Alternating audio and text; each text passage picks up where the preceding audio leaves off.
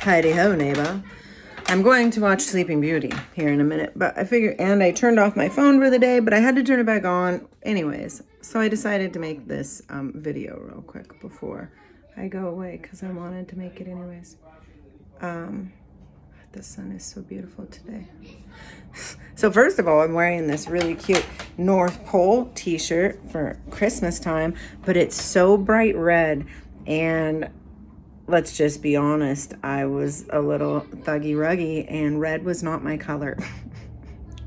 So it's weird to wear it. Even now, even when I'm super past all of that and, you know, all is love and whatever, it's still weird. It's still weird. Anyways, what I wanted to do. So I wanted to give you the scenario from yesterday. I'm gonna set you up here right next to little baby Abby. Last night I went to bed and I'm laying in bed, and I had just put Charlie and Jack to bed too, and they're supposed to go to bed, but I'm laying in bed and I'm reading this book and I'm like hearing them scream, play, you know, goof around, whatever. And I was like thinking about it without reaction, just thinking, right? Because we're here growing, so I'm trying to grow. So then I was like, okay, well, their times are interrupting my best life, right? Like I'm in here trying to read, chill under my blanket, all covered cozy because my room is freaking freezing. Because it used to be a garage, you see, and those are freezing rooms. And so then I'm thinking, and I'm like, okay, well, I'm trying to live my best life. And then I was like, well, they're in their room trying to live their best life too. And I was like, oh, that's really interesting. And I was like, what if that's all it really is everybody's just trying to live their best life, but we're so stuck on your best life is messing up my best life, which is silly if you think about it, right? Should not be. So you got to figure out how to not let it mess up your best life, right? And so I was like, very interesting. Very interesting indeed. Then I started to read this. You ready for it? Okay, I'm going to skip forward because this is where I started to read when I was laying down, okay? Chance, dear ones, has nothing to do whatsoever with your success on the ascended master path, which is what we're all doing here. We're just figuring it out, remembering who we are and what our center is, and that is the God fractal of amazingness, okay? For whosoever you may be and wheresoever you are in your life is a direct result of your own effort and the activity of your own life stream at one time or another. I was like, for real. Okay. Don't come in here acting crazy. Yep. Go somewhere else. No, go somewhere else and act crazy. Thank you. I love you. Goodbye. Boundaries. Though I know many of you certainly wonder during many an experience why you are going through some of the trying things that you are faced with, right? Like a couple weeks ago when I was laying in my room just staring at the wall thinking, why am I like in this suffering junk? Ugh, not for me. I deserve amazing things. And I know this, and they're coming.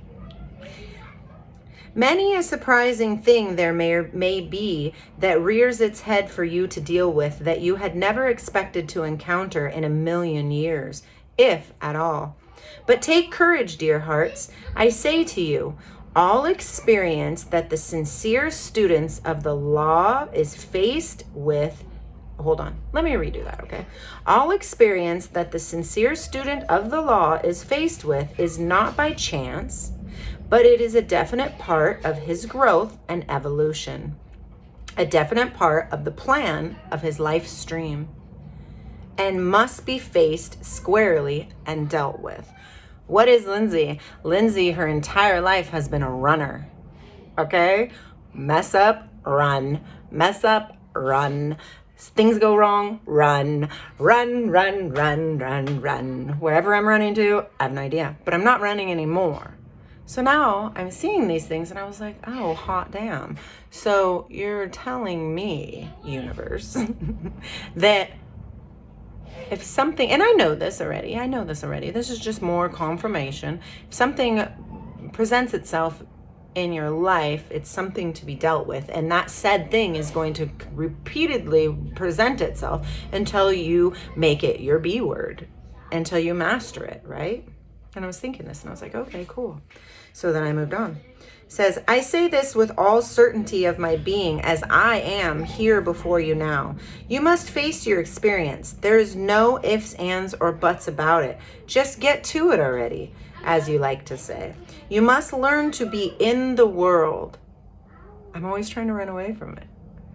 But this is how I learn. That's why it says in the Bible, remember what I always say, blessed you are through trials and tribulations, because God is reprimanding you. God is trying to correct your path. Pay attention, my lovelies, pay attention.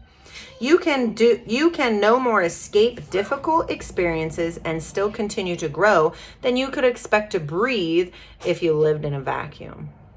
Why, experience is the very gist for the mill on which you are nourished and grow in mastery. And without experience, you could not become a master. Without the world, how can you overcome the world? Without experience, how become master over your experience? And so the lesson that you must all learn is be in the world and not of it. That is why Master Jesus is an amazing, amazing teacher, mediator, a helper to show us how to save ourselves. Hear that?